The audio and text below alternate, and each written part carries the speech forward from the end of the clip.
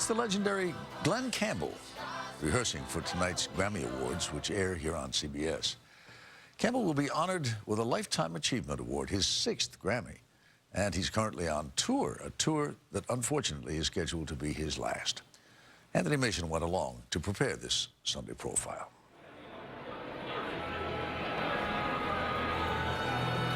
There won't be many more nights like this, with the trip from the dressing room down to the stage. Okay, here's this first door.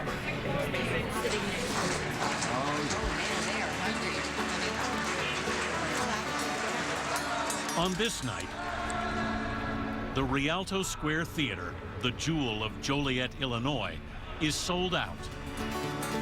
I'm happy to be here. In fact, I'm happy to be anywhere. Because Glen Campbell is here to say goodbye. It's knowing that your door is always open and your path is free to walk. Now 75, Campbell was diagnosed with Alzheimer's last year.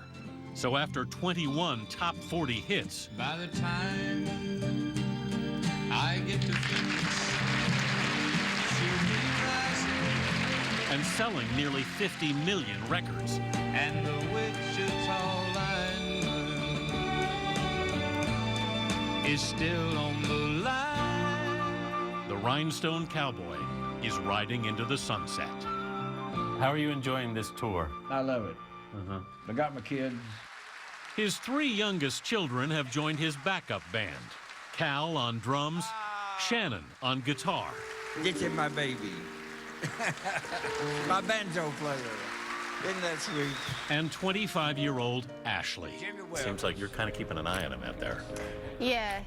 I feel a little protective of him, you know. I just want to make sure if he needs anything from me, I'm there and I'm paying attention. Galveston, oh Galveston, I still hear your sea waves crashing.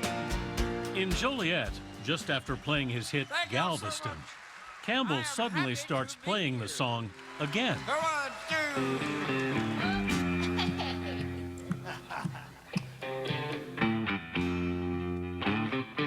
2. It's Ashley who gently has to remind him. We just did that one, Dad. I ain't taught him how to follow me yet. How long had you seen it going on? It's kind of been creeping on for years now, like since high school even. That's got to be tough to watch. It is. It is tough. I was watching a YouTube video of him playing some amazing guitar solos, and I was just like, kind of miss that guy. I mean, he's still here, but he was so much more on top of it.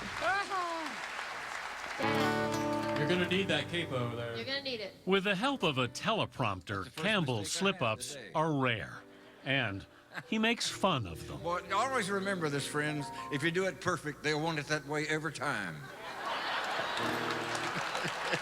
But at home with his wife Kim in Malibu, California, the subject of Alzheimer's is awkward because Campbell has to be reminded that he has the disease.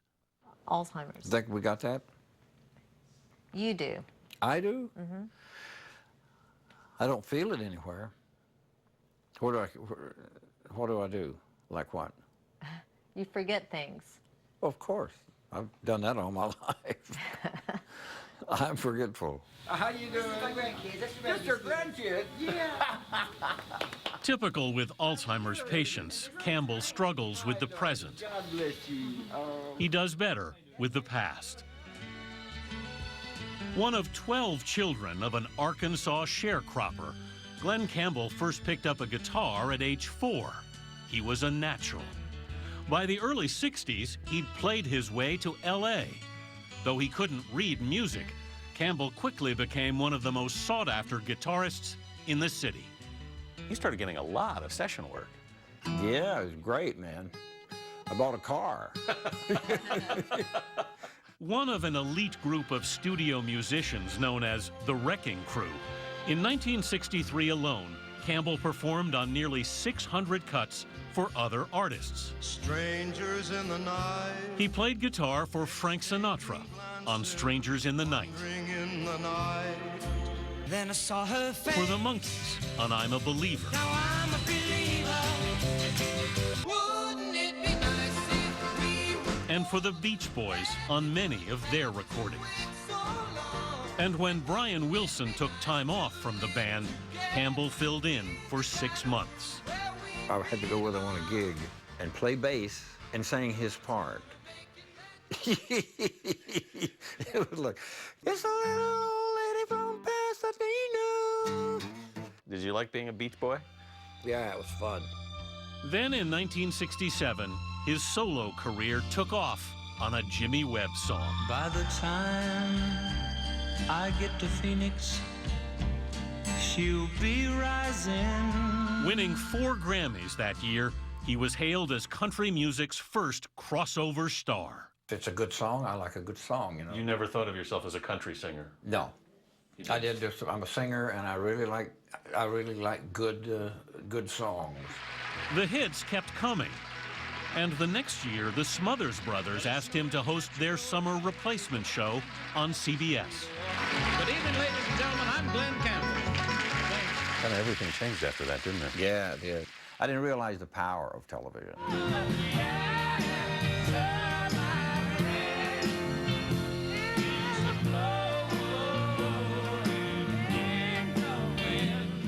The Glen Campbell Good Time Hour ran for 4 years and made him a household name. Daddy sing bass. Mama sing tenor. Me and little brother will join right in there. In the sky, Lord, in the sky.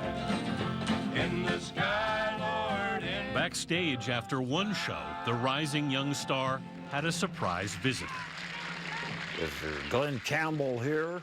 There's John Wayne. I went, and he had his little girl with him, and she liked the Good Time Hour, and that's how I got that gig. One day, little girl. That gig was a starring role in the 1969 film True Grit. I told him, I said, I've never acted before, and he says, well, hell, you can do that, Glenn. Come on. It was Duke, you know. Yeah. What are you going to do? Say, no, I'm not going to do it. Yeah. I'd dispute your claim. I'd muddy up the water. You do that and I'll kill you. I look so bad in him compared to John Wayne. He won the Oscar. I've been walking these streets so long. Campbell's biggest hit was still to come. In 1975, he heard a demo that he thought could be his signature tune. Dirty sidewalks of Broadway. You knew right away you wanted to record that song. Oh, yeah. I've been walking these streets so long, singing the same old song. That was just perfect. Like a rhinestone cowboy. Rhinestone Cowboy was his first #1 record. But Campbell soon entered a dark period that included a notorious cocaine-fueled affair with singer Tanya Tucker, a time he himself would call runaway madness. You went through some pretty rough times in the late 70s and 80s. Do you remember? Yeah. Do you remember them? Yeah, I went to crazy. You went crazy. Yeah, I went stupid. By the time Kim, then a dancer with the Rockettes, met him on a blind date in 1981, he'd had 3 marriages, 5 children, a coke habit, and a drinking problem. Why did you stick with it? Oh, there are times when I thought I can't take it anymore. I can't take it anymore. But after repeated relapses, Campbell finally quit the drugs and the booze.